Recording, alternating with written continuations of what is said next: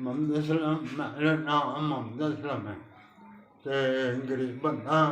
ਅਤੇ ਪਿੰਡ ਵਿੱਚ ਦੁਕਾਨ ਹੈ ਮੋਚੀਆਂ ਦੀ ਅਤੇ ਮੈਂ ਹਾਂਡੀ ਰੋਟੀ ਬੜੀ ਮੁਸ਼ਕਲ ਪੋਟੀ ਹੱਥ ਮੇਰੇ ਕੰਮ ਨਹੀਂ ਕਰਦੇ ਅਤੇ ਜੋ ਇੱਕ ਬੱਚੀ ਹੈ ਬੀਵੀ ਹੈ ਮੈਂ ਹਾਂ ਅਤੇ ਇੱਕ ਛੋਟੀ ਬੱਚੀ ਹੈ ਅਤੇ ਘਰ ਦੇ ਹਾਲਾਤ ਬੜੇ ਖਰਾਬ ਗੁਜ਼ਰਦੇ ਨੇ ਜੀ। ਆ ਬਸ ਰੁਪਈਆ 200-300 ਬਣ ਜਾਂਦਾ ਉਹ ਵੀ ਉਹਦੇ ਨਾਲ ਗੁਜ਼ਾਰਾ ਕਰ ਲੈਂਦੇ। ਪੁੱਤਰ ਸ਼ਾਦੀशुदा ਨੇ ਅਤੇ ਉਹ ਆਪਣੇ ਘਰ ਵਾਲੇ ਨੇ ਉਹ ਸਾਨੂੰ ਦੇ ਕੇ ਰਾਜੀ ਨੇ ਪੁੱਛਿਆ $250 ਜਿਹੜਾ ਬਣਦਾ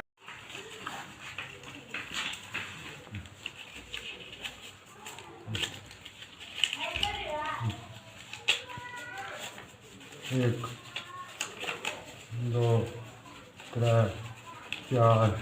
पाँच अल्लाह ताला तुहाडी जिंदगी करे लम्मी ते अल्लाह तुहानू चोखा देवे अल्लाह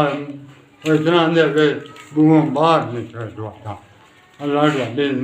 गरीब बंदा मानू तुहाडी दुआ नहीं कर सकदा तुहाडा घर आया